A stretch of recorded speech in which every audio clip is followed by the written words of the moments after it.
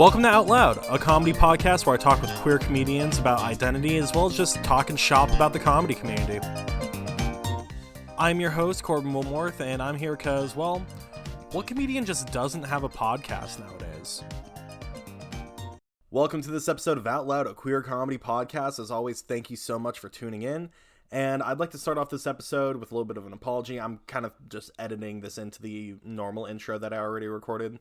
So I like to have a strict deadline of Tuesdays at 7 a.m. to have the podcast episode out. But the problem is that there was quite a bit of a storm in my area last night. So, like, as this episode was exporting, I lost power. And so, yeah, I have to completely re-edit this episode because it saved none of my progress, which is awesome. I would also like to give a quick shout out to my sister, who managed to track down the last case of bush apple in Washington State. She drove nearly an hour away from the Canadian border just to find this, so Maddie, thank you so much. I tried to do like a little sound snippet of me opening the can, but then the audio file got corrupted because of fucking course it did. Anyway, with that little plug out of the way that I'm not getting paid for, I wish I was getting paid to promote Bush Apple. Fuck. Today's comic comes all the way from New York City. She is a professional actor, singer, transgender content creator, educator, humorist, and co-host of the Flop of the Heap podcast. Today we are talking with Marla Alpert. I actually also have a good idea for a bad musical. Oklahoma. You didn't let me finish. City Bombing the musical. In Oklahoma, there's this guy called Timothy McVeigh. Okay, anyway. If you did not find that funny, fuck you. It was hilarious. Dark humor is my favorite shit, especially as someone who loves true crime. As always, it was lovely to have this guest on this podcast, and here is the interview. We've been talking about classic video games for the past 10 minutes and this brilliant collection I have behind me, and no one's gonna get to hear about it. And I forgot to fucking hit record. Yeah, I feel so fucking stupid. I was in performance mode. I was like, let me tell you all about these video games you see behind me that I absolutely did not set up 5 minutes before this podcast in the hopes that someone would see them. For those listening, there is a collection of PS2 games on the shelf behind. And I was commenting on that when they first got to the Zoom call. Oh my god. For those of you who need to know, it's all 4 Dot Hack games and all 3 Xenosaga games. No, I feel like that is very important for the context. That I feel like it's the most important part of the conversation that we had. And Cosmos might be my gay awakening. I don't. Yeah, maybe. And you're drinking a somewhat healthy canned latte while I've got just like half of a jug of Sunny D I picked up at the dollar store an hour ago. Oh my god, it's blue. Why is it blue? Because it's blue raspberry. There were like 4 flavors to pick from, and I'm like, there's more than one flavor of Sunny D. What the fuck? Like, I think there was like 2 flavors when I was growing up. Yeah, no, that's what I was saying. Like when I grew up, there was like the regular like orange flavor, and then there was that red flavor. That's what I was gonna say. I was like, yep. I feel like there was orange and more orange. Yeah, no, but when I went there was no red flavor. There was your regular orange, a different orange that had like a mango, a kind of pinkish one that was like a rainbow sherbet, and then a blue raspberry. And I thought blue raspberry sounded nice. I mean, you can never go wrong with blue I mean, I do feel blue raspberry is such a bizarre concept, right? That we had to like create a flavor because we were afraid people were going to mistake it for strawberry or cherry. First of all, no one's ever afraid that strawberry and cherry are going to get, but they were like, once there's a third variable, then we have to do something about it. We need to make sure people know it's raspberry, but blue. We need to make sure. For some reason, if you serve me raspberry without the blue dye. It's Yeah. worse. Yeah, because like my thing is like there are no blue raspberries. Like there's blackberries, that's the closest thing Yeah. that we have to a blue raspberry. But like there is no such thing as a blue raspberry. It's just raspberry flavor, and I'm looking at the ingredients list right now. It's coloring, right? Well, yeah, but I'm trying to figure out which one it is because what I've discovered is that every food dye has a different flavor. Blue number one. Okay. So then like there's a difference between blue raspberry Hmm. and blue flavor. You know what I mean? Right. Like when there's like the blue monster, like blue Gatorade, that's Hmm. blue. That's the Yep. flavor blue. It's not blue Cool raspberry. They're blue, quote unquote. Yeah. two very different things. Hmm. I don't know what makes those flavors taste blue. It's like there's only one like fruit that has the word blue in its name, and it's not even a blue, it's a shade of purple. Like, what do you? And we never juice it. No. We never juice it. You never, it's like when you go to Trader Joe's and you see cold pressed orange juice or cold pressed pineapple juice. You never see cold pressed blueberry juice. Also, I'm not. What does cold pressed mean? Does that mean it's not? Isn't that just juicing? I Are think, people heating up juices? I don't understand. and that's the question, isn't it? Because is it just juicing or is it like a special process? Like what? Or is it just like you get your juice and then you put water on top? Like what the fuck is cold pressing? I don't like I know like certain things like things okay, for example, I mean, obvious option is Hmm. like cold brew, you know. Right. It's a very different flavor when you heat it versus when you just put it in cold water and let it steep. Same thing Hmm. with like teas and stuff like that. Yeah. But you don't need heat to create fruit juice. So I don't there's Who like a knows? food scientist listening to this that's like, no. Like just foaming at the mouth, like I have the answers. Let me talk. Like introducing Stick to our third comedy.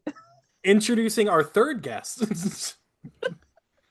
Well, anyway, so I feel like we should have you introduce yourself for the people listening who may not know who you are or what your vibe is.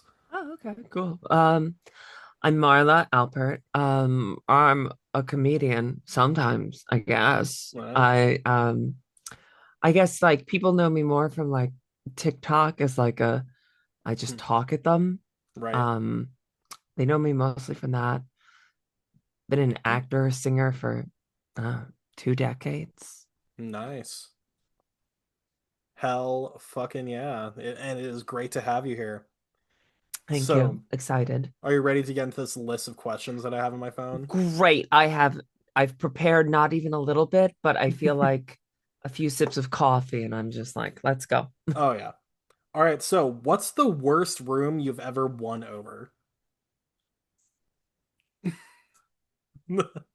You're under the impression that I've ever won a room See over. that Um is this is the thing is that this is a brand new list of questions. Every like few months or so, I'm like these questions I have boring. What's a new list of questions? yeah, I'm trying to think. I mean, it's just like I so often end up in queer rooms and it's like Hmm. never a problem. That is true. It's like when I'm doing like open mics and it's all straight men that I'm like, Yeah. "Oh, now we gotta." Yeah, the straight men room. There's always a dichotomy between a queer room and a straight room, and it's always like trying to find that good balance of what works in both, I Yeah. think. And it's Yeah. well, there's a different like, you know, doing a show for straight people, Hmm. very different than, working your material in front of mostly comics who are straight men because Right. they're in their own little world. They're like running their materials in their head. They're like, if I laugh at her, I lose. Like I fucking hate it. I hate Like, it so much. and even if we get into the comic discussion, that's a whole different ballpark if you're performing for a room that's just comics at an Yeah. open mic and not even like any non-comedian, like just civilian Yeah. entering the room.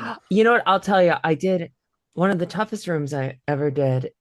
I did a my partner is the president of a roller derby team, Oh, and they're out in Long Island. And Long Island is it's Long Island. It yeah. is like you're in one spot and it's like super progressive, and you walk 10 feet this way and it's like you cross the Mason-Dixon line.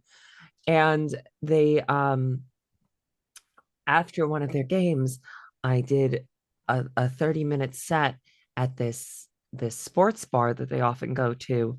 Not just Okay. the team, but like people who were at the game are invited too. Hmm. And it was at this sports bar, and we have our own little section. Hmm. Okay. Yeah. But then the problem was that sports bar usually not that busy. That was like the night of like some MMA fight, some Ooh. big MMA fight. So like the place was packed. People were all watching the MMA fight in the other sections, being loud. And then on top of it, I had this room where there was a good portion who were I don't think so progressive. Hmm. And on top of it, right next to me, at the table next to me, I had during the game been the person selling the like 50-50 tickets. And this man who he does this every time, Hmm. he'll put like, I really hate when people do this. I mean, good for, the league to make money, but, the person who's like, I'm going to buy $200 worth of tickets to ensure I win. Like, I'm like, you're an asshole. And Fuck you. he spent I it was either 150 or 200, I don't remember. So I'm sitting there for like 20 minutes ripping this guy's tickets, and he Hmm. lost. He lost, and he's right next Good. to me, Good. during this whole thing when I'm doing jokes that I also don't think he liked very much. But every once in a while, I got him to laugh, which was, in my opinion, and a win. And overall, it went pretty well despite all the other shit. But I got done, and this older woman comes up to me, and she goes, "Listen, you're very funny." And I think you're very funny, but you have to remember, this is Long Island. And I was like, ma'am, I Yeah. know that. I just don't give two flying fucks. You know what I mean? Like, my comedy is so highly political. I cannot sit here coddling you. And I did not, start doing this highly political comedy to be like, everyone who agrees with me, come agree with me and clap at me. Like, that Oh was my never the God. point. Like, I want to challenge people. So, like, you know what? You felt challenged. That's a win. Why am I imagining like an old woman with a cigarette just like, you're very funny, but this Not, is Long Island. I mean, not too far off. I'm gonna be honest. She did not have the cigarette because I don't think Okay. it's legal to smoke indoors there. But who knows? It's Long Island. Well, it's Long Island. Who knows what the fuck they got going on over there? So you're New York-based comic. I'm guessing mostly Brooklyn, correct? So Hmm. I would say that like most of my gigs end up being in Brooklyn. It's like almost Okay. 50-50 Brooklyn, Manhattan. Yeah. I live in I've Queens, and yeah. I almost never do comedy in Oh, Queens. interesting. Okay. I've talked with a few New York-based comics, and they Mm. always tell me it's like Brooklyn, that's just where the queer mics are. Like that's just where you go for like the queer comedy. Like that's just yeah. Well, it depends. There are very queer mics in Brooklyn, but honestly, like my like quote unquote home turf, like where I always work my material every single week, and I've hosted, is the Duplex, which is Hmm. a queer bar that's right next to Stonewall. Oh, So okay. like that's I think the oldest running LGBTQ open mic in the city. Okay. And I'm there every week. So there's that one, and then I think there's, what's the bar up on, there's like a bar in the upper, let's say it's the Upper West Side, or Hmm. it's called the Suite. They do their LGBTQ, and they're like, I don't know, it's 50-50 for me. Like, 50-50. I would say almost every queer mic in Brooklyn ends up being usually at like Metropolitan, um Okay. but other than that, yeah, it's 50-50 is what I'd say. Okay. I guess my kind of just question that I have right there is are there just is there not just like a prevalent like scene in Queens, or do you just not perform there for whatever reason? There's just no scene. There's Okay. like if you go out to Astoria, there's like a couple of mics. Hmm. And there's a couple of venues. QED is one of them. I have a friend that hosts a show there. I'm like as far out in Queens as one can be. It's open market out here, guys. Yeah. I mean, I'm gonna jump on it if you don't. Like, I need to like start a show out here Yeah, because it like does not exist. It doesn't exist. yeah, if you're listening from Queens, y'all need to jump on this shit now before Marla fucking takes all the spots, guys. Yeah, I actually it's I speak the oh, there was a mic out here. So I had done a mic in just an open mic a Uh-huh. couple of weeks ago in Manhattan. It was one of those straight men rooms, and it was like Hmm. I've never walked out of an open mic being so like, oh fuck this, you know. And I because I think I had done this long bit about Caitlyn Jenner and comparing her to a potato. And someone's like, I'm not getting the lingo. And I'm like, it was a bunch of potato jokes. You don't know what a potato What is. You don't know a bunch of potato puns the like fu eyes, russets. Like, what do you, I don't, what do you, the fuck do you mean you don't what do you mean you don't know what a potato is? Like what? I mean, I I think she's put like, my oh, well, gravy sure. over mashed cauliflower. Let me Like she hears me talking about like russets and she's like, I don't know what that means in gay. I'm like, it just means a russet potato. I don't, anyway, so I got done with that mic and I was like, have you ever been in one of those moods after working, like having a bad, either a bad Uh-huh. show or a bad mic where you're like, I just want to go somewhere and do this again. Like I need to get it out of my system in a room Right. that, cares. And I got done there and I start looking for mics around me on my way home. Hmm. And the only one I find is one in Flushing. Now, Flushing is very heavily Asian populated. Okay. And that I think that mic has English nights, but Hmm. that day it was only I think it was only I want to say Mandarin speakers. So And I had this moment. I didn't go. I had this okay. moment where I was like, you know what? If I'm gonna go to a mic where people don't understand what the fuck is coming out of my mouth, I'm gonna have it be for a good reason. Right. Yeah. No, just you showing up the only English speaker at like a Chinese mic. I feel like that. Oh, I don't know. Just it, it'd something be about better that. than it'd be better than it'd be better. They would understand me better than random white straight men. Right. That's true. That is absolutely 100% true. Yeah.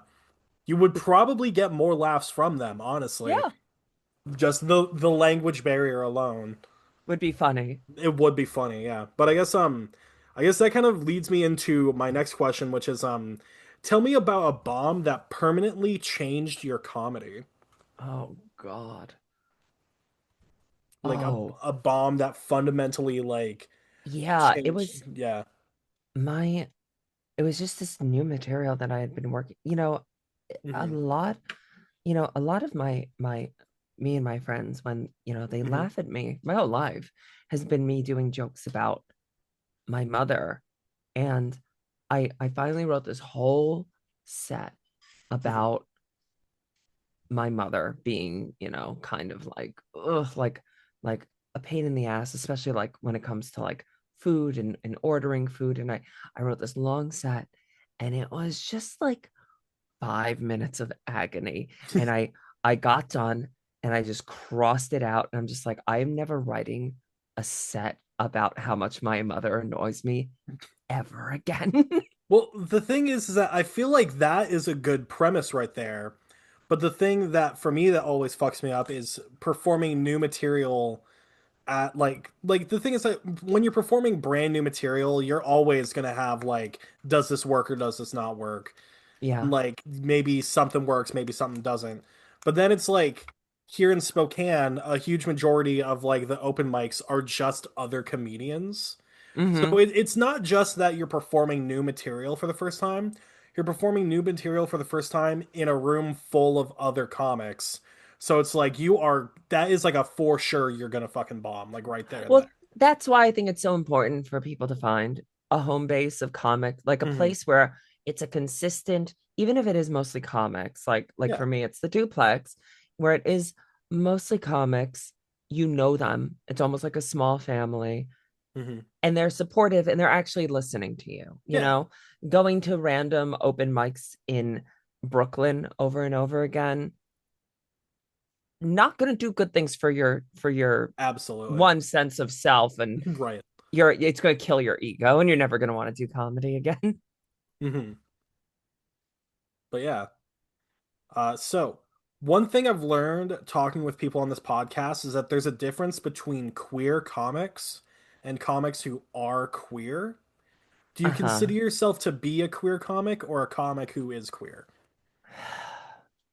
It depends. So like yes, a lot of my Hmm. comedy is queer.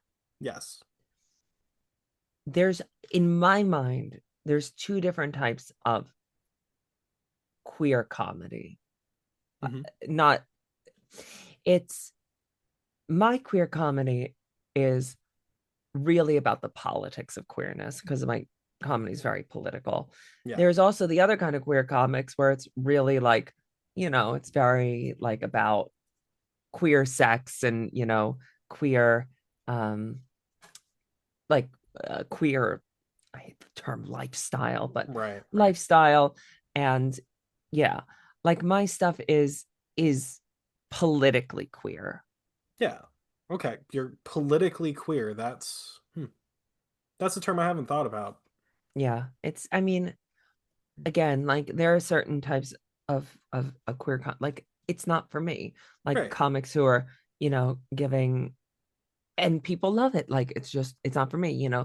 comics who are like giving long stories about their, sexual exploits. Like Yeah. that's not that's not my style. I enjoy it time to time if you can really do it well Hmm. and make it interesting.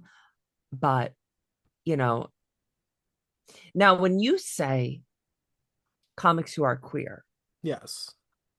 what exactly do you mean by that? Well, what I know is like uh like just for like a broad example, I've talked with a lot like maybe I was trying to think of how many episodes of this podcast I've done, but it's like there are people who will be you consider them a queer comic because they are a queer individual who does comedy, and a lot of their material is kind of like queer centric.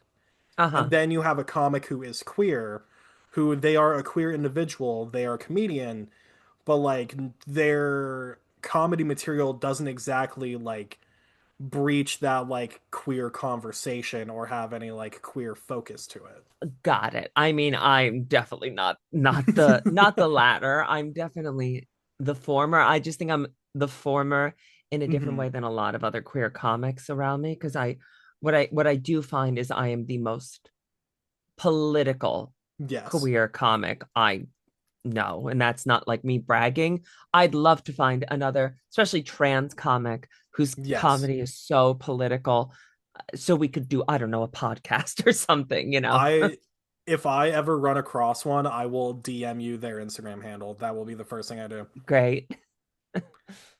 Um, what's a joke that you can only tell in front of queer audiences? Tell because they'll get it, or tell because it's only acceptable in queer audiences. Honestly, I feel like that is up to you. I do. So I'm gonna say this, and it's definitely a joke that it has worked in Hmm. front of non-queer audiences, but I'm definitely taking a risk. Ooh, Is okay. and it shows up in most of my bits where I go, um, I'll be like, I'll tell you one nice thing about being a trans woman in the United States right now. People are into me. The she's love me. The theys love me. Men men would kill Charlie Kirk to date me, and that's fun.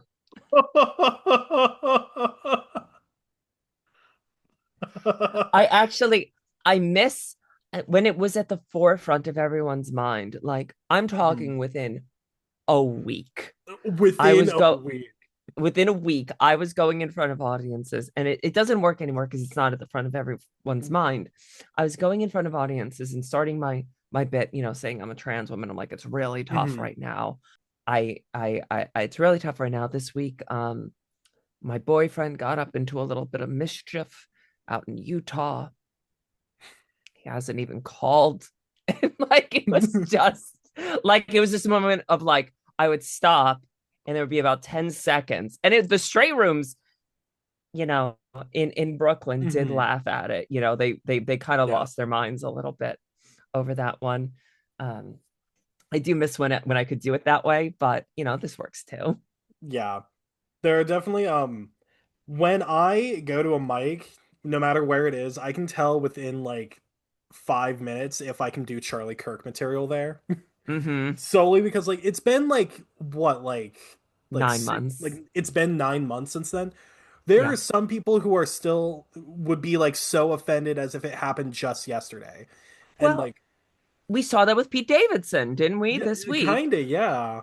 And what drove me nuts is like, the like, oh my God about it. And I'm like, his joke, people were saying one day after it happened, like everyone on the Yeah. internet was saying that exact same, like a similar joke. And I'm Yeah. just like, Like it wasn't even creative. it's Queer not even comics have been new. doing this material for months. Give me some credit, Like what the Be mad at God. me.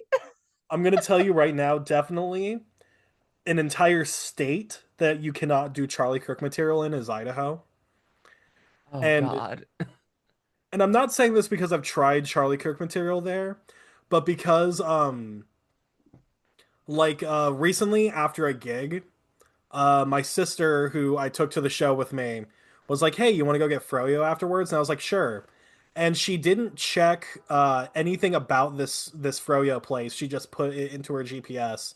It took us across the border into Idaho, and we ended up at, I shit you not, a Charlie Kirk themed frozen yogurt place.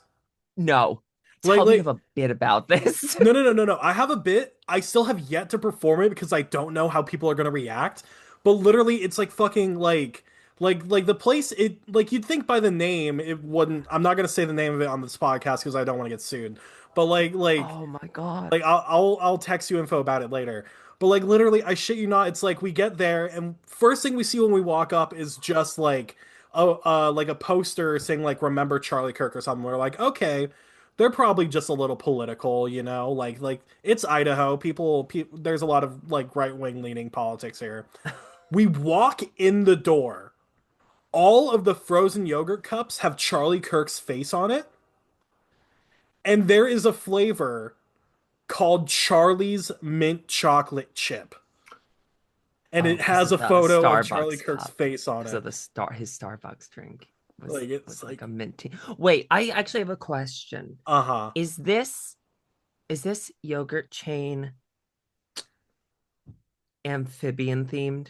No, it's not Okay. a chain. It was a locally owned frozen yogurt shop. And I just remember when yeah, go on. what I thought was crazy was across the street was a Cold Stone Creamery, and we still looked at the frozen yogurt place, looked at the Cold Stone place, and still chose to get the froyo solely because I wanted to know what the fuck was up with it. And Oh we my got God. it, and it was like nearly $40 for 2 cups of froyo. And literally, like, as soon as we got back to the car, my sister looked at me and was like, "So do you think those prices were or were not counting gun violence?" Oh Like, my God. Uh I was only asking because I remember when I was in college, there was this chain of yogurt places. I think it was called like Frog Yogurt, but frog stood for like forever something God, like, and oh it my was God, actually yeah. like Christian. Um, I had a joke about and see if I remember it. I haven't done it in so many months. I had a joke about after he after there was like this internet trend of people going to Starbucks and ordering his drink, which was like His drink, right? it was like a tea, like a mint tea with two honeys or something. Okay. And this woman had like faked that they had wrote something, terrible on the cup, Uh-huh. in response to her. And it was all fake. It was found out that it was all fake. I had some joke about it that like ended something like, you know, making shit up to be mad about, uh and putting it on the internet for attention. I cannot think of a better way to memorialize Charlie Kirk. Right. Just Erica Kirk breathing into the microphone going, so Charlie's favorite drink was Oh my but god. but to have an entire Charlie Kirk themed frozen yogurt stand and to have a flavor named after him. Like, and what I hate is that I decided to start stalking this store on social media because I just wanted to Yeah. see. And you can see when the business first opened, it just seemed like a normal ass like frozen yogurt place. And it was just like very like millennials trying to get noticed on the TikTok algorithm, like trying to Yeah. drum up business to their frozen yogurt place. And then the moment, like the day Charlie Kirk died, you can see this like shift in their content to being just like propaganda Oh my god. featuring frozen yogurt and like just so like what the fuck.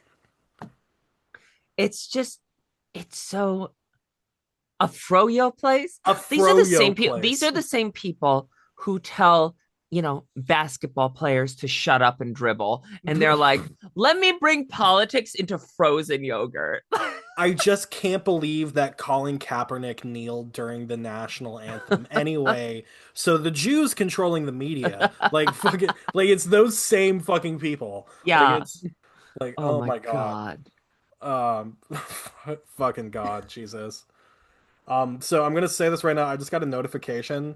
because I am not paying for the full version of Zoom. Because who the fuck pays for the full version of Do we Zoom? have to start another meeting? And if you want to keep going, unless you want to wrap this up in 7 minutes. No, let's keep going. All right, yeah, no, so yeah, so when this ends, we'll do like a 5-10 minute break to just process the recording, and then we'll just start another one.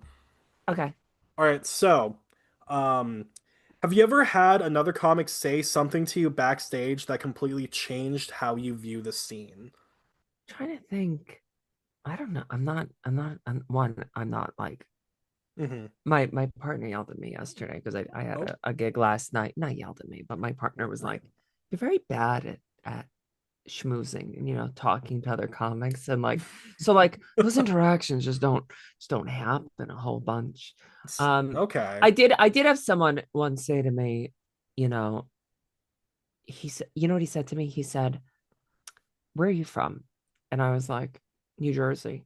And he was like, "Okay, so you need to like be from New Jersey. Like you need to be like your comedy's not clean, but the way you say it is very clean. Like I need some Hmm. like cursing and like fucks in there and and I was like, oh, okay. And that does, people will tell you why do you have to curse so much, as if you were Interesting. using it as a crutch, but it it's a useful tool. Okay. In Interesting how you're having the exact opposite problem I'm having, where people are telling me I need to be more clean. Oh, Because I guess here in Washington they only want to book like unless it is like someone like Big J Okerson performing at the Spokane Comedy Club, like yeah. they want to book clean comics to open for them for Oh whoever's God. there, right? That's how I feel. That's how I feel. I'm never gonna be that person. I'm trying but when I did when the roller derby team was asking me to do comedy for them, where I'm also doing a fundraiser for them on the 20th. I don't know if this is going to be out by then, but on the Hmm. 20th at Blazers women's sports bar in Brooklyn. But when I first did a comedy show for them after the game, originally they were like, "Oh, you want to do the comedy show during intermission?" Oh. And I was like, "No, no, I don't, because there are children and people who did not sign up for this, and it's not going to go well. Nor do I think I could actually tweak it into something that was, Right. usable. I've because it's not just that my jokes, I wouldn't even say that my jokes are particularly dirty. Right. There's highly political. Hmm. And is it more so that you don't feel comfortable sharing your political beliefs with children, or more so that children should not have political indoctrination this early, do you think? I honestly, it's not it's not that. It's honestly more the parents are going to be like, "I videotaped this and sent it to Fox News. Look what This you've done to this my poor baby." this trans woman is spreading the liberal agenda to. There are just so many jokes that like a cis comedian could get away with Oh, absolutely. that I could do the exact same joke and they would lose their minds over Yeah. it. Yeah, no, that's a, a lot of how I feel a lot of the times is like, what can I say that won't get me on Fox News tonight? Like I think, although that said though, if I get on Fox News, how would that help my career? I Because think, yeah, like that would mean like if there's enough people hating me, then that means that the people who hate them are going to be like, "Nah, this is a good person." And then I get all the social media cred I need to start booking shows. That I I think is what I need to do. I think about it all the time. All the time. I I because I usually like I it's almost the same philosophy I have in my TikToks where like Hmm. I know I know what to say and how to say it in a way where they can't just use it back against me. Like I'm very much thinking about how would Fox News use this. So, I always like, tie up my loose ends and give disclaimers or things to like sort of soften blows or whatever. Hmm. And I do that in my comedy too, where I'm like, oh, this will piss Fox News off. Now let me add this little extra joke after it that makes it politically poignant and something no one can disagree with. You know, I for my probably best example of this is Hmm. every time I end up doing something here, whether it's like, oh yeah, I'm headlining or I'm hosting the show for the first time or whatever, I do this joke about how because I've only been I we haven't gotten into this. I've only been doing comedy for like a year. I mean, Oh, I've been that's doing yeah, I've been doing it for like two, and I was like, yeah, I can start a podcast. Let's do this. Like, good for you. Good for you. Um I do this joke about because I do this joke where I say basically, I've only been doing this for a year. Um just what there was this I've been doing theater for years. I've been writing jokes hmm. for years, but I had just never gotten the courage to go out and do it. And then last year there was this school shooting in Hmm. Minnesota, and the person who did it was this, formally identified as trans Right. detransitioner. And I just could not sit at home doom scrolling on my phone to see what, Republican media said about it. So I said to myself, I need to distract myself. So I went out, I found the nearest open mic, and I did comedy for the first time. And here I am 10 months later with my own show, and all it cost was two children's lives, which is like where the joke like is like, oh, Fox News is going to take this, and then I'll be like 10 more, I get a Netflix special, and then to wrap up the whole thing to make it digestible and Hmm. not just a joke about children dying Right. is to be like, oh, we sacrifice, you know, 2,500 kids a year to gun violence in exchange for freedom. And now you're going to get mad because I take a slice of that freedom pie. Yeah, glad we agree. That does suck. That is fucking terrible, isn't it? Like, it's like you a lot of my comedy, the political stuff especially Hmm. does that. It like pushes the absurd, like we're already such an absurd country, like the gun violence. Hmm. Where I push the absurdity to a point where I'm like, yeah, it is absurd, isn't it? Yeah. All I had to do was take it up one more notch, and you're like, oh, that's insane. I was like, yeah, it was insane one notch ago too. You know, it's like fuck, what is it? It's like a few examples I can think of is like we're now at a point in our country politically where I can't tell if I'm seeing a news headline if it's real or if it's an Onion article. Like I feel Mm-hmm. like that's one thing. And then another thing is that my fiance has really gotten into this Amazon show, The Boys. Have you heard of it?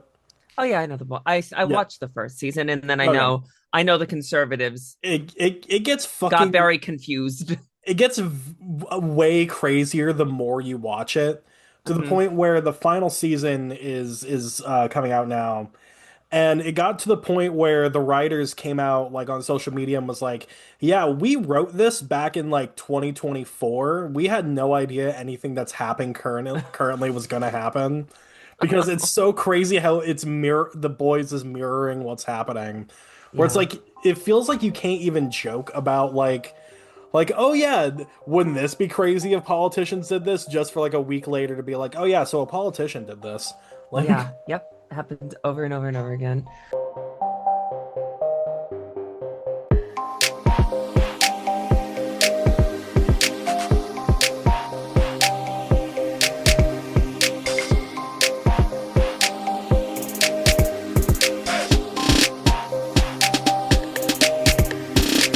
all right, everyone, thank you so much for tuning into this episode's ad segment. Don't worry, I'm going to do my best to not take up too much of your guys' time, and we will get right back on to this interview because there is a really good interview waiting for the rest of this episode.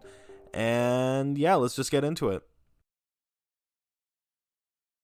You can find Marla Alpert on social media on Instagram, TikTok, Threads, and Twitch, seemingly, at The Floor is Marlava. And you can also find Marla on Bluesky at thefloorismarlava.bsky.social. You can find me on social media on TikTok, Instagram, Twitter, and Threads at CJW_comedy. You can find me on YouTube at simply CJW Comedy. And you can find me on Bluesky at cjwcomedy.bsky.social. Then, of course, you can find this very podcast on Instagram, TikTok, and Threads, because I believe that's the only social medias that we have. Oh, and YouTube, of course, Out Loud Comedy Podcast. On June 23rd, Marla will be doing a show with the Queerly Festival at Under St. Mark's. Under St. Mark's Theater is, well, a theater in the East Village. So if you really just want to head on down to a show in the East Village, go on down. Check it out. It's going to be fun.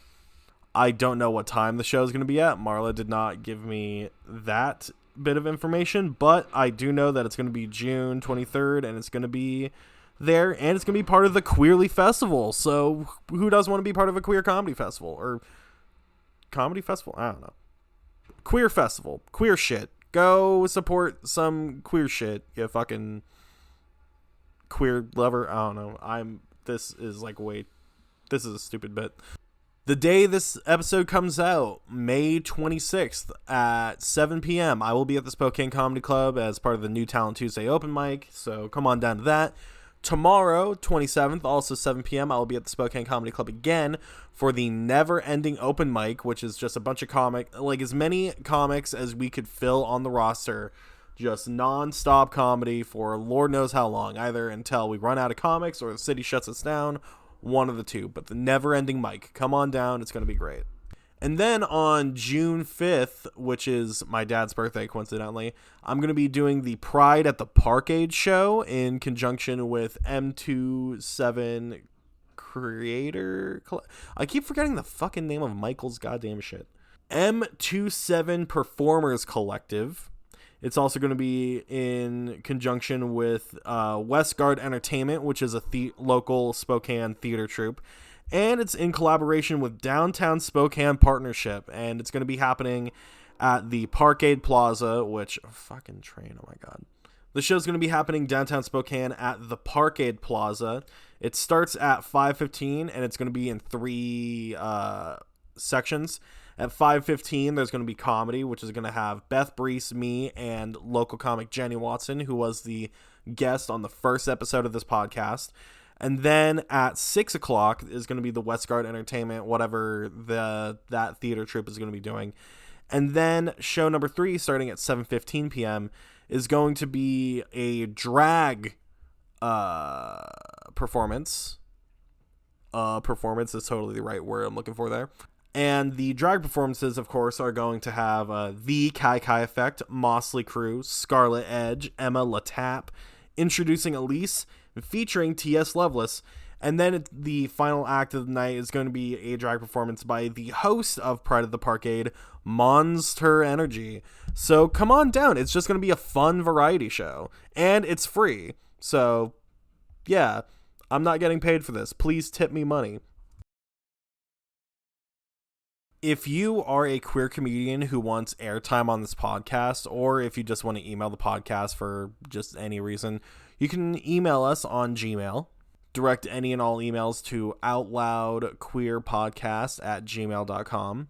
If you are a queer comic or know a queer comic who should deserve airtime, or you just want to send some good old-fashioned hate mail, send it there. And then finally, the last thing I want to cover before we get back into the interview is just an update on Jonathan Sheffield. So for those of you who don't know, and this is your first time tuning into the podcast, or just haven't listened to the last few episodes, I was part of a queer-centric, indie-produced sitcom that was being created here in Spokane, Washington by a man named Jonathan Sheffield. He was a terrific man. He was the creator, he was the main writer, he was the producer, he was the main actor, and he unfortunately passed away at the beginning of this month. A few episodes ago, I encouraged everyone to go to the Grand Marshal Awards, which is a thing that Spokane Pride does every year, and to write in Jonathan Sheffield just to get him nominated for something. And it was announced at his memorial service by the people who put on Spokane Pride every year that he will be the first ever recipient of the Legacy Grand Marshal Award. And I just want to thank everyone who helped me get that done. I really appreciate it. Thank you so much. And also, the pavilion stage, pavilion, blah, blah, blah, blah, blah, legalese, name of the stage that happens at Pride every year. Don't know if it's going to happen every year, but at least for this year's Pride is going to be renamed the Jonathan Sheffield Memorial Stage. Sorry if I keep cutting the audio here. I'm just trying to get through this without getting emotional. Then of course the GoFundMe for Johnny's family is still up. I'm gonna have that linked in the description, show notes, whatever, of this episode. And another thing that we have going on is that we made a T-shirt where I think just because of how it is, 20% of it is going to go to the people who made the shirts, and then the rest of the money is going directly to Johnny's family, which if you really want to support Johnny, this is going to be a great way to do it.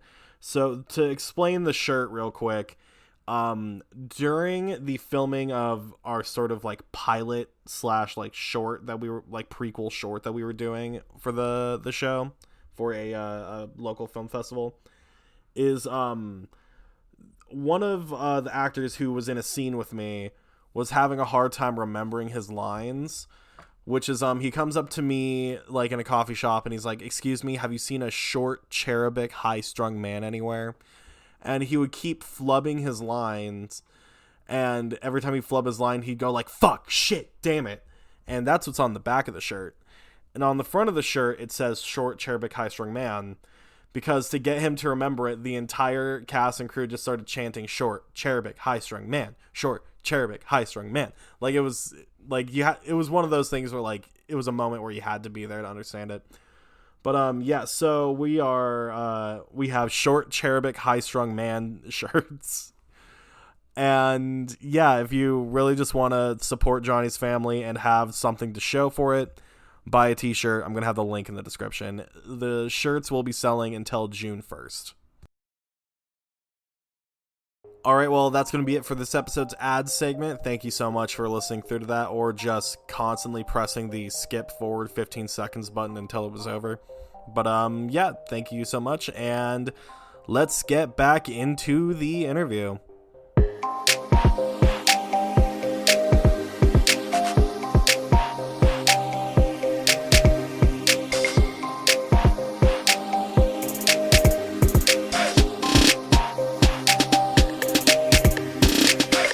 Um, Oh my God. I'm laughing because you I don't know how this is going to be cut, but we have the cheap version of Zoom, and Yes. we're back in the day during the pandemic where You could just before they gave us the extra time where they what was it 45 minutes whatever it is I and they thought it was just however long you want, but now that the pandemic's over, they're like, "Hey, capitalism, we're cutting you to 40."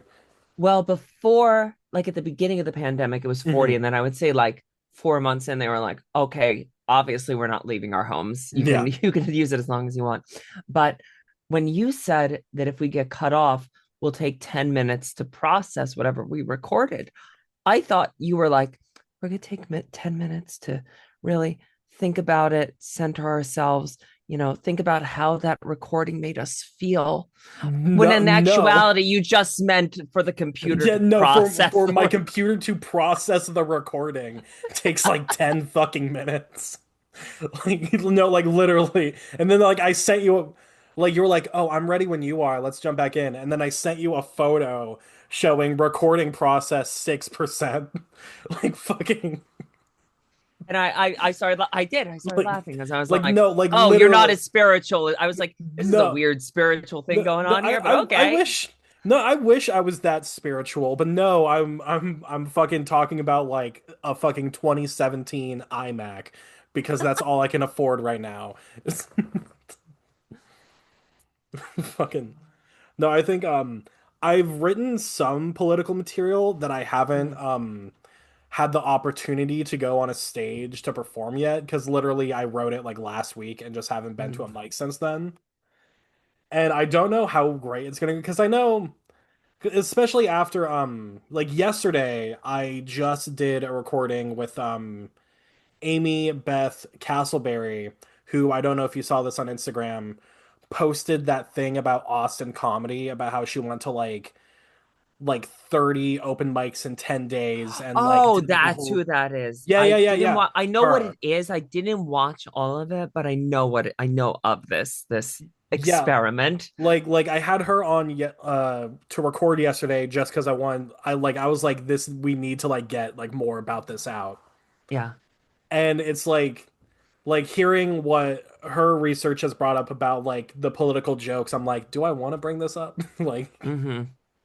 because my the first this is the first my first attempt at making political humor is I open up talking about that if I've learned anything about the Epstein files, it is that pedophiles in real life are a lot lazier than they are on Law and Order SVU.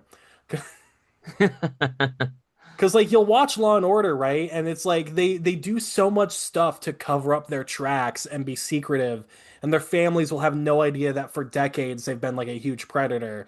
And then you read Jeffrey Epstein's emails, and he's like, "So you're gonna come over to my island to like screw these kids, right?" Like, like not even hiding it whatsoever. And I think the only group of people lazier is Democrats in Congress. Oh no. And then I'm like, if you were to actually put a gun to my head and ask me which political party has a higher work ethic, it's the Republicans. I'm not gonna lie, because what party works harder at fucking over minorities than the Republicans?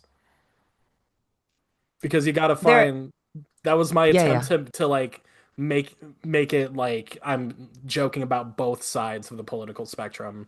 You do kind of have to throw people a bone Yeah. sometimes, on that stuff. Hmm. Um I mean, I don't always do it. Sometimes I do have a mindset where I'm like, nah, fuck it. Yeah. But, I do like I have a whole like 7 minutes on Israel Palestine. And, Oh boy. what I walk away, like I've done it in front of pretty Zionist audiences. I've done it Hmm. in front of people who are, you know, very pro-Palestine, at least, in real life. The only people who really get mad about it are like sort of what's the word I'm looking for?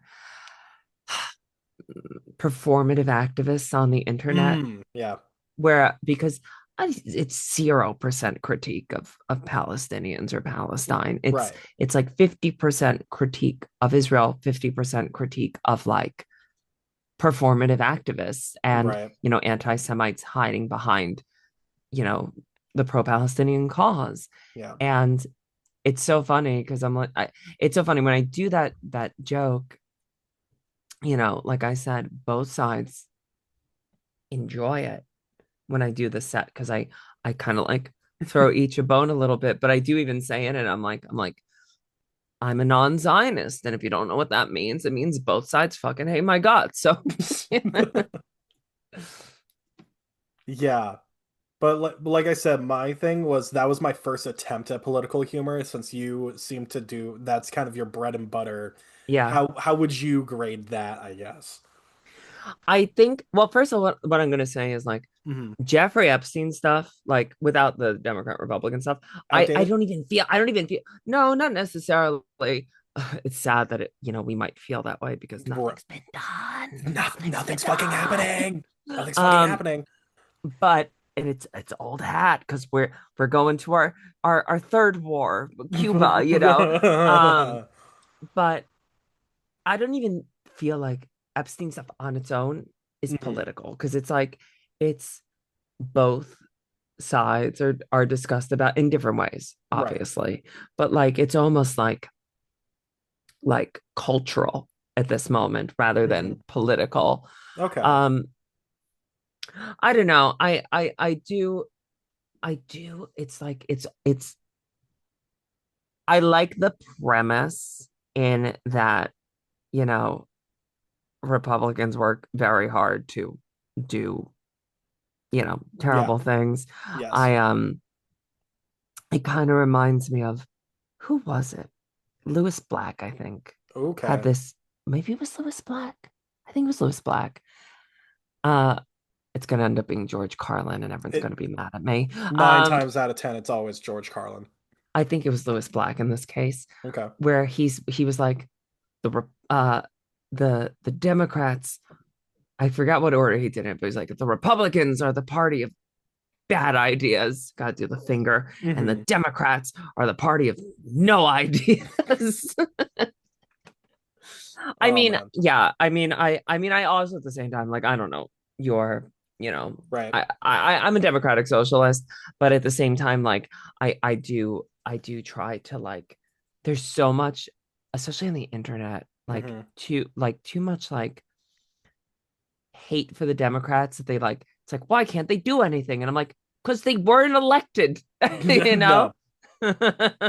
No. For me, I vote for whatever party is not actively trying to fuck over my rights. I think that's Yeah, that's how I vote yeah. I personally. mean, me too. I mean, for me, I'm just like, okay, primary is when I be uh my most optimistic, Hmm. you know, and then when it comes to a general election, now it's time to be to use praxis. Yep. And a lot of people are able to be like, I can just be, optimistic. I don't even, optimistic's not even the word, but like No. they can be like, I can demand everything and anything and do nothing and then feel no guilt about it because I'll never be affected by my feet stamping, Right. when it came down to the time to actually do the thing. Right. Like, my God, I'm trying not to turn this into a politics podcast, but like fucking like it's so hard to have the queer discussion without like politics of like entering it at some point. Yeah, But it's like fuck, like oh my God. yeah. I mean, you even see it like, yeah, it's like it's every I'm now thinking about like even all the queer comedy podcasts where it's a queer host, like Hmm. goes into politics all the time. How can it Yeah. not? You're right. Yeah, like there's no escaping it is the problem. Like I will hear people have that criticism of like I'd be more sympathetic if they weren't trying to make it so political. And it's like explain to me how the fuck it's not going to be political. Like it's gotten to the point where so many politicians have either like tried to make policy about like being queer, tried to do this, tried to do that, that it's like you can't even like talk about how like oh yeah, I think like a gay person should not get a brick thrown in their face. And it's like, well, I believe that all gay people should have bricks thrown in their face because Ron DeSantis said blah blah blah blah blah blah blah blah And blah that blah. is my opinion, and my opinion is my opinion, and you can't like. I'm like, oh Like my god, fucking like what the fuck? Like trust me, for people listening at home, like we are as tired of talking about politics as you are about fucking hearing it. yeah, Get queerness out of the fucking political discussion and maybe we can shut the fuck up. yeah. Like fucking God. Like When I started on TikTok, hmm it was about the time that the Don't Say Gay law was passed, which is about the time all hmm these anti-trans laws started getting passed. Yeah, I had maybe been, popular on TikTok for maybe 4 or 5 months before that. like a good hot And minute, yeah. yeah, and I had been talking almost exclusively. My dog is trying to get my attention. Hi, baby. I know. Um, My my cat's scratching at the door also. um, I had, been talking almost exclusively about trans representation in theater, which is, it's slightly political in its own way. But hmm then like all these laws came down the line, and I was just like, how could I not? How could I not talk about them? Right. And then people be like, oh, why do you have to start talking about politics? I'm like, what do you want me to do? Just ignore the 500 law? Shah, you want me to ignore that 500 laws have been written against me, in the past, Right. whatever week? Because it was. I mean, you want to talk about a trend, like Right. a fad. All the Republicans were like, "Oh, we're all doing this. Let's go." Uh, That was the social contagion, writing yeah. anti-trans laws. And it's One second. yeah, Hey, no, you're good. Lou, babe, Lou, could you please call her? And there she goes. I love. Hate seeing her leave, but I love watching her fat fluffy ass walk away. What breed is she? She's an old English sheepdog. Ooh, I love Yeah, sheepdogs. there's Oh, they're so they're a good. queer they're a queer dog. I know so many queer Uh, people with old English sheepdogs. I think that definitely depends on the region because I think on the west the gay dog is a corgi. I could see that. I Yeah, could see that. I don't think the old English sheepdog is the gay dog, but like like it's every got every queer vibes. person I personally know with an old Mhm. English sheepdog is queer. Yes. All right. So when talking with a lot of other queer comics about the comedy community as a whole, I've gotten a lot of mixed reactions. Some say it's one of the most welcoming and understanding communities that there is, and Hmm. others say that it's this incredibly toxic culture. Where do you stand on that? And or do you have a different opinion altogether? I don't think it's toxic at all. For like in Really? my experience, I've had very, very few poor um interactions with queer comics. Like hmm I really have had, maybe something's going, maybe I'm not deep enough into the weeds. Maybe I'm not, Maybe. you know, successful enough to see what's really going on underneath. That's a possibility. I'm not gonna, Maybe. deny that, because some people do have that, experience. But my experience, at least, on the surface, is great. Like, it's Yeah. always been supportive. I have, um because my main queer comedy community is at the duplex, and like, in the village. It's like a lot of like older queer comics, and they don't feel any sort of, um they don't feel like they're competing with me. So, Right. there's never a tension there. I don't know. I've never had a bad experience with a queer comic, really. No, none. I mean, I'm sure a lot of people, Right. you know, get into bed sometimes with other queer comics, hmm and that turns toxic when you see what they're like behind doors. There, there's a meme page that I follow online that literally is like when you're at an open mic and you see the tension between two comedians who very clearly used to fuck, and you're like, Hmm. "Ooh," like, you know. But I guess if you haven't experienced any like toxicity within like the queer comedy community, what about toxicity within the non-queer comedy community? I mean, yeah. Yeah, yeah. I it's you know, I have seen straight men, have a bad set and literally Hmm. throw a tantrum and, you know, slam the mic down and walk out of the room, I've yet to and be see like, that. fuck this, Like, you know. Um, I've seen, you know, I've seen all sorts of shit with that. Now that I'm thinking about it, like the mhm. only within the queer community, the only shit I've seen is stuff that happens in the non-queer community where it's like, oh, he didn't invite me to be on his mic and was like weird about it. Right. So That's not just queer people. like a networking thing, not just, Yeah. right. Okay. Interesting. But I always like sorry. straight comics, straight cis comics. Hmm. I, you know, uh, at least in New York, there's not a ton of anti-trans comedy, which is Hmm. nice. Occasionally, like someone's like insensitive, and I'm like, you should not be doing that joke. But Right, right. there's not like malice towards trans people. I don't experience that. Um, I just think it's just a lot more. It's less. There, it feels like within the non-queer comedy scene, there's a lot more um competition, like they're competing with each other a little bit and almost Right. don't want to be friendly with each other for that reason. As a trans woman, especially a political trans woman, I Hmm. really don't have many people I feel like, I'm necessarily competing against. Um, and I actually my partner is like makes fun of me for this all the time. I This is so toxic. I hate myself for this. Yeah. I love when straight cis men like my comedy. I'm like, oh my God, they like my comedy.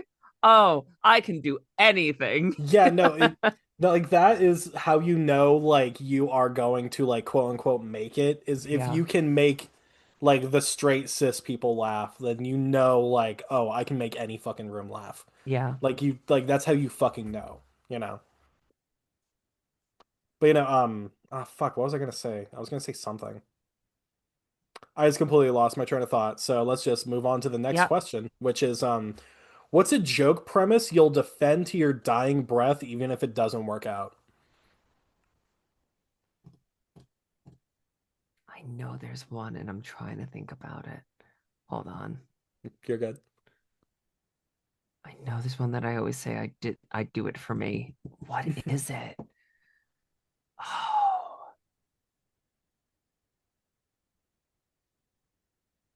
I feel like I should have like brought my notebooks to the table and been like, which one is that? Oh my God. Sorry to sidebar this real quick, but Yeah. I've been missing my engagement ring for like 2 months and I just found it in this little cup right here. Oh my God. I feel Yay. I feel like a horrible fiance right now. The marriage is saved, everyone. I saved my Right marriage, here guys. on this podcast. No, Uh, I especially didn't know until like after I bought this ring is that apparently a black wedding band means swinger. oh, I did not know that. And I did not know that. So for like months I was wearing this out in public and I had so many like looks and like and I it was and I think that's why I stopped wearing the ring in public was when some people were like, "Hey." It's like fucking um, I do have this one joke. I rarely Mhm. do it because it's like very different than the rest of my stuff, but I do. I just have this one. Maybe it's because it's in New York City that it Mhm. doesn't work as much. I had this whole joke about Costco, and it's just like not enough people in New Right. York have a Costco membership for it to be funny. So maybe it'll work elsewhere, but I do it for me is, Mhm. Costco has this thing where you there are different levels of membership. Mhm. And I am an executive member.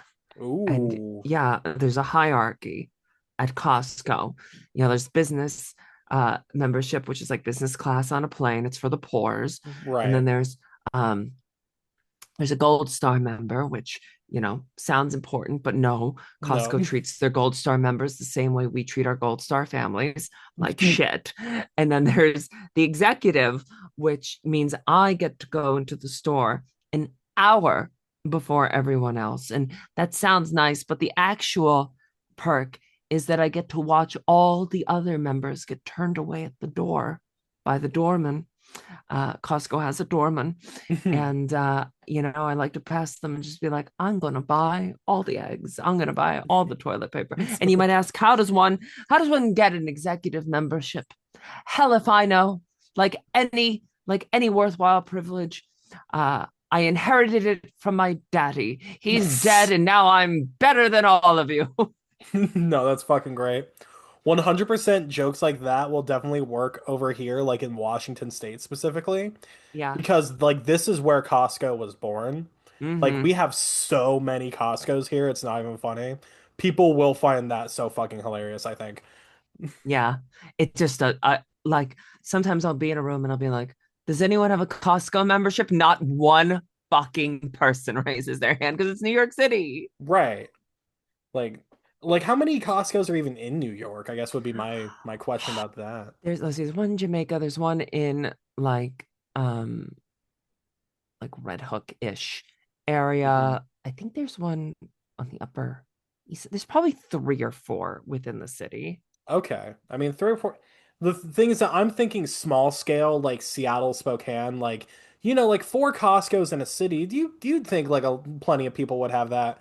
But then I'm Yeah. also thinking if you consider the entire population of all five boroughs and Yeah. only four Costco's, then yeah, there's probably Oh, well, there's actually probably a statistically. bunch on Staten Island, but who the Oh, fuck fucking cares about Staten yeah, Island? that's fucking Staten Island. No one gives a Staten Island stole Washington's ferry system. I could give a fuck about Staten Island.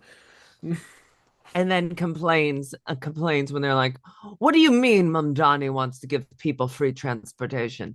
That's our thing. It's communism if you do it." No, what free access to the ferry, the one that like is such dog shit, no one wants to fucking ride the ferry. I mean, no non-Staten Islander does. Whenever I have Yeah, no. tourists who are like, "We rode the Staten Island ferry," I'm like, Hmm. "Why?" Why? 99% of the time, it's to go to that Italian restaurant that was like on a Netflix thing or something or in some documentary. And I'm like, you rode the Staten Island ferry to get Italian food You can when you go were in Manhattan?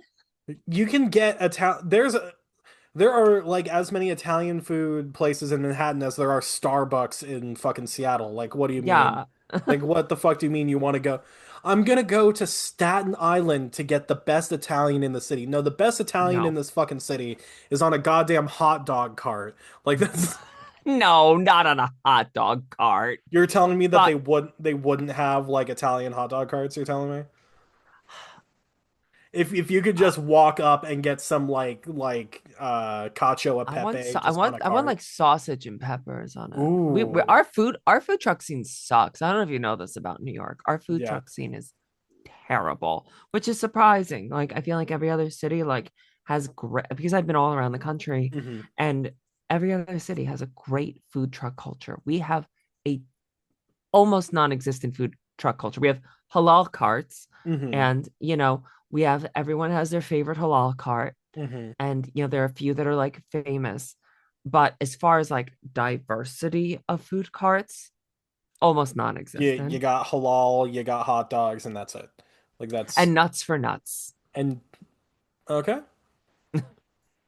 Like I think where I'm at, there is such a like amazing food truck places, and I'm not even just talking about Washington, but like in Spokane alone, it's not the best food truck like city, but there's definitely enough diversity for there to warrant that many food trucks, I feel like. Yeah. I just found today I saw a post on TikTok about there's like an Irish food truck, which I've never even seen in any other city, but it's in like the Little Ireland area. And I'm just like, every restaurant there is Irish. D You have a place on wheels. take it somewhere else where Yeah, I'm gonna be. yeah, no, if take it to somewhere like that doesn't have nine like every restaurant's like an Irish place. Like no, like Yeah. fucking like take it to well, mm, I was about to say take it to an Italian neighborhood, but I don't think that's a good idea. Um, Me. okay, so a huge trend I'm seeing lately with like stand-up comedy on social media is crowd work material. Like like like like all comics are just posting fucking like crowd work footage and shit. What's your opinion on the whole crowd work thing that's going on right now? I mean, I'm not. I've like when I say I have like zero crowd work experience, I mean zero. Um, I also feel like I I have. I just haven't really. I haven't had the opportunity to test that. It's weird to do it in an open mic to like work it. It's almost like Right. a no. And if I'm doing a whatever, a 10-minute set as part of a gig, I'm like, I'm not gonna do crowd work here. Like you know, I have material to get through. Hmm. I understand it from a business standpoint.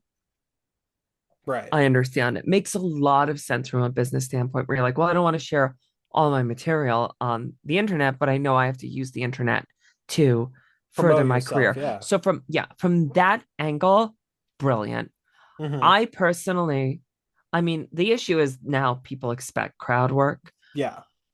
I do the same business wise. I do the same thing by writing politically current jokes, like jokes about something that happened this week in politics, where the joke's going to be useless 2 weeks from now. Right, Um, right. so I do the same thing where it's like, okay, this is material that's not going to take away from my core material, and I can post it on the internet. Yeah. That's the way I get around it, Okay. but it's not a one-to-one substitute because people want the crowd work. It's what they Yeah. expect. My my my show that I'm doing in June is called No Follow-Up Questions. Okay. And one of the reasons that it's called that is because I don't do crowd work where it's like, here's what's going to happen.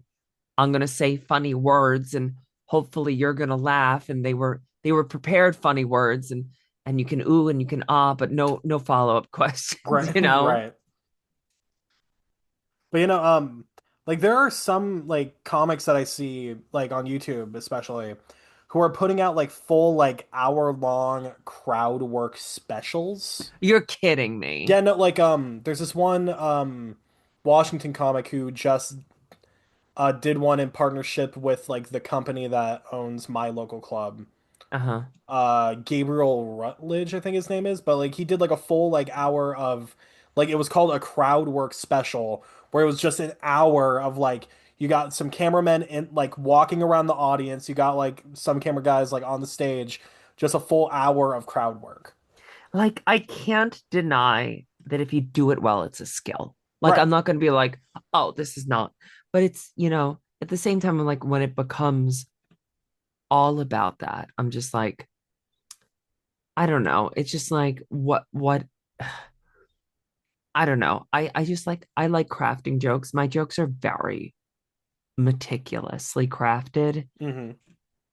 The idea, I mean, and I do like I have a certain jealousy around people who can just be like, I'm gonna go do whatever, and do it well, freely. I That's not me. Right. I sit there and I like knit every joke, word by word. It's not my skill set, but at the same time, I do feel jealousy towards people who can do it, and I'm not going to shame them for it.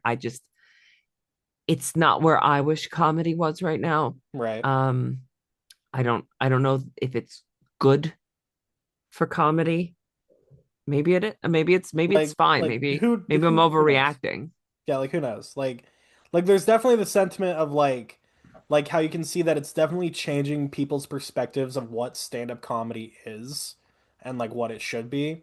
But then there's also like you have to think like maybe there is like such a niche for it that it could become its own thing. Yeah. right? I mean, again, it almost feels like a different art form a little bit. Yeah, I know.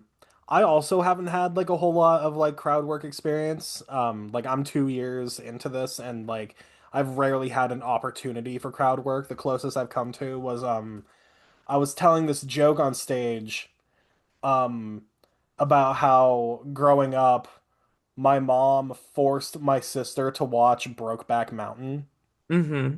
and at some point paused the movie, looked at my sister, and went, "So do you think being gay is a choice?" Like.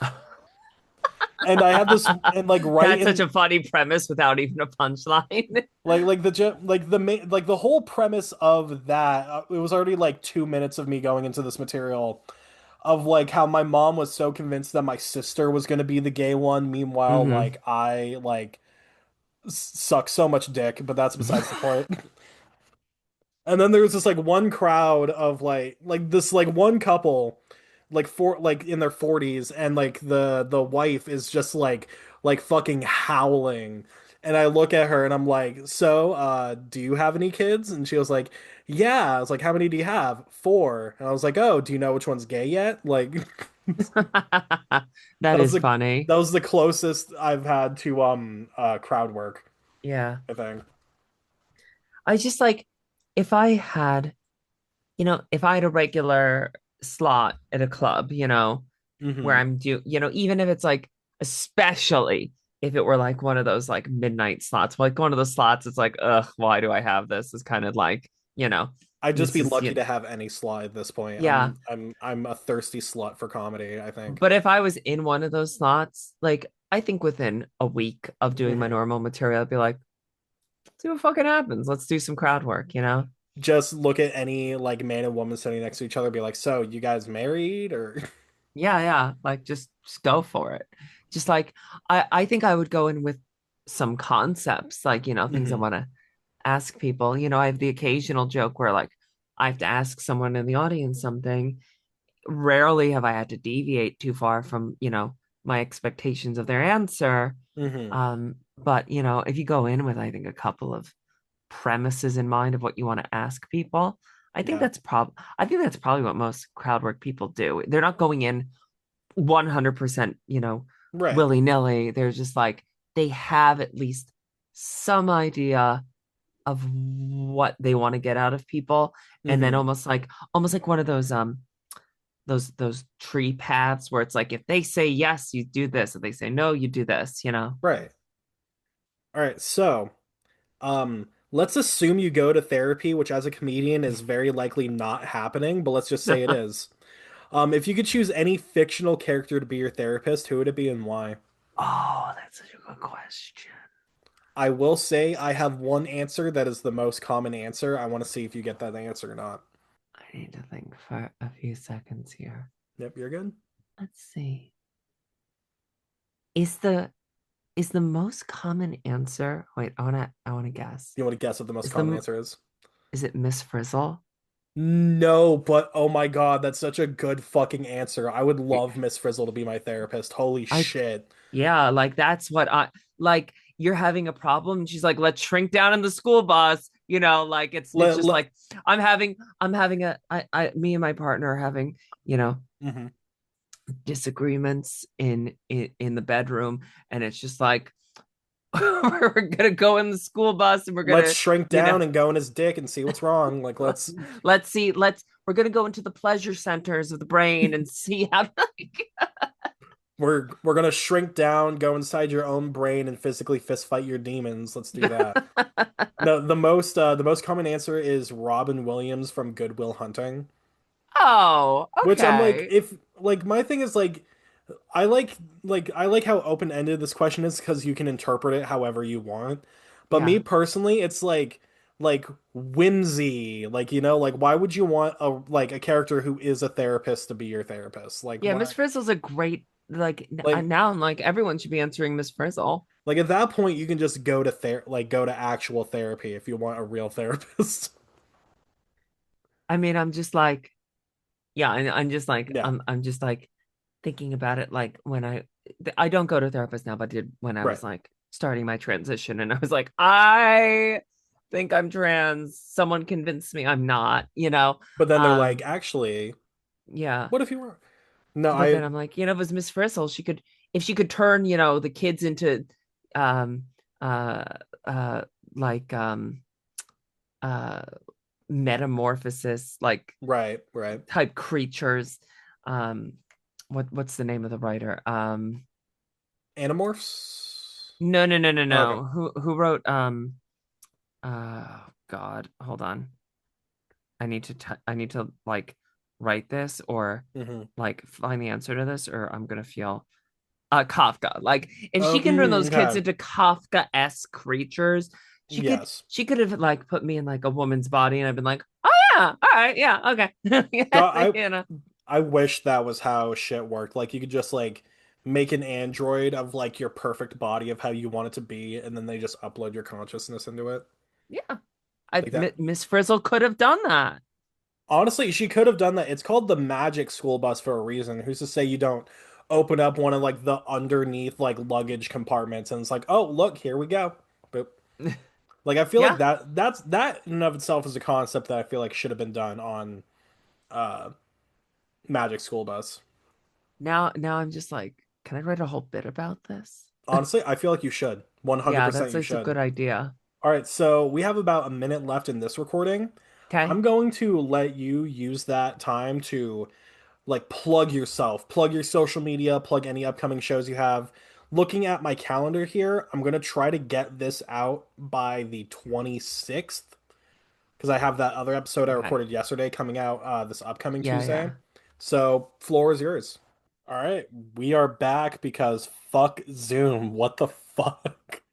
Well, I took a nice few minutes to process. I called Miss Frizzle.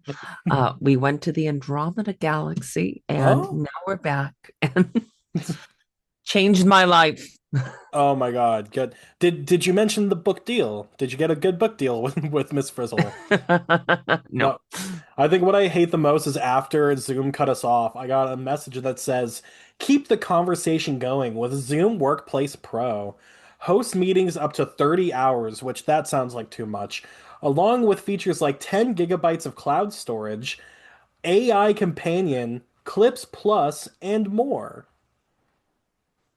So I miss Skype. no, the fact that Skype died out, I think, is such a sin to like technology. Hmm. But then again, Skype doesn't have built-in recording technology. I It could have. It could. I mean, the problem is that like Microsoft shut down Skype after so many people stopped using it. Yeah. I feel like the pan I was using it for my podcast, so I'm like, I feel like the pandemic should like Skype should have like skyrocketed, but the fact that it didn't is so telling. well, where did Zoom come from? I You don't know what I fucking mean? know, right? Like, why did everyone not run to Skype? How did everyone in the world all at the same time learn about Zoom when Skype already existed? And why did we all switch? There really was not a big difference. I also heard that so many people were trying to avoid using Zoom as much as possible that there was this one company that bought all of their employees a copy of Red Dead Redemption 2 so that they could play Red Dead online and hold their business meetings like in like the camp thing that you and like your party can have. Like Yeah, like literally. And because like you can't just remain inactive, you have to like play the game while you're having your that's meetings. So just hilarious. imagine a bunch of like office people meeting in Red Dead Redemption 2 and sitting around the fireplace constantly making cups of coffee while just talking about business expense reports and bullshit. And it's like fucking what? I love that. But yeah. That's brilliant. But anyway, I believe as we were discussing, so this pot I try to get things out weekly on Tuesdays. Uh-huh. So looking at my calendar, I'm gonna try to get this out May 26th. Yeah. Any shows that you have happening around that time, just plug it right now. The Yeah. floor is yours. I think the only show that I have after that date at least set maybe something else will come up, is my show at Under St. Mark's on June 23rd. No follow-up questions. It's part of the Queerly Festival. Mhm. It's in conjunction with a different there's that's just 35 minutes of me. Okay. And then if anything else comes up, I post all of my shows, what I'm doing on Instagram at the floor is Marlava. And Mhm. that's where I post most of my comedy stuff. I also post it on my TikTok, but over there, you might see me also ranting about political stuff and, eviscerating Right. certain people depending upon, stupid shit they say on the internet. But, for the most part, I've been sort of not wanting to do that. Mhm. It's not really a career. Some people have Right. made it a career, which is Some incredible. There are some comedians who have made talking about politics their career. Cock off Jon Stewart. Well, yeah, I would love that. I mean, Right. that's a real job.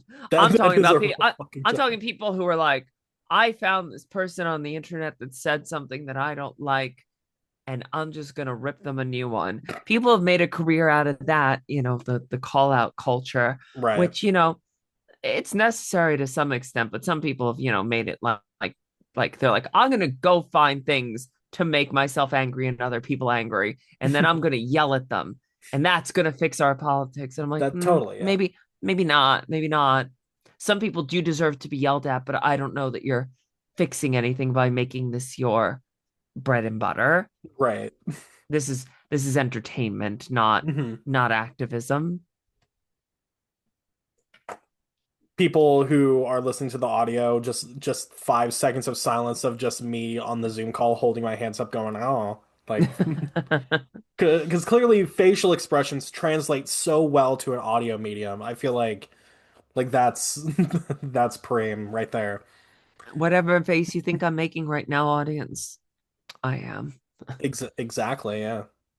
Well, I just want to say thank you so much for taking time out of your day, sitting down with me. Thank you so Of much course. for enduring 3 Zoom calls because, Lord, like how fucking much even is Zoom Workplace Pro? I might actually cave in and get it if it's cheap enough. That's, Like I'm that's just like, three Zoom calls. That's more than I've had in the past year. So yeah. See, today alone, you've had more Zoom calls than you've had in a whole year.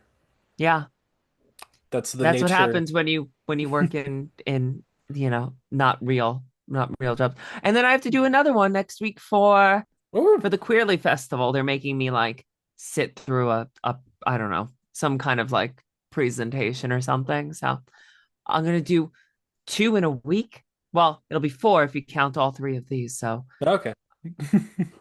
I, yeah, I'm really really making Zoom a thing this week. Nice. Well, yeah, again, thank you so much. It was a pleasure talking with you, and I hope you have a good rest Same. of your day. Yep. Thank you. Have a good night. You as well. All right. Bye. Bye. Thank you so much for listening to this episode. Hope you tune into the next one. Please do me a favor and check out the show notes. There you're going to find our guest's social media as well as the stuff of my own that I'm plugging. I would like to give a shout out to my friend Morningstar for being the one to actually make the profile image for this podcast. Do you know of any other queer comedians that I should contact to see if I can get on this podcast? Let me know and I'll see if I can hunt them down. My name is Corbin Willmorth. Thank you for listening, and as a reminder, make sure you don't keep your head on straight.